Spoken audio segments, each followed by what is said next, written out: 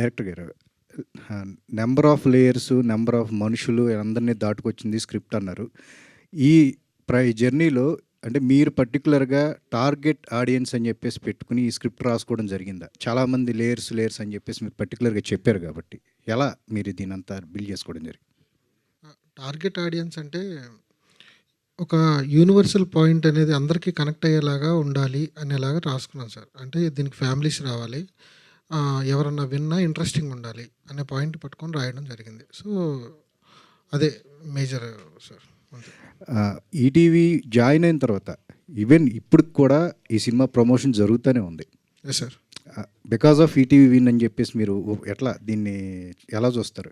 నిన్న సెన్సార్ అయ్యే ముందు కూడా దీని గురించి ప్రమోషన్ ఏదో ఒకటి చేస్తూనే ఉన్నారు.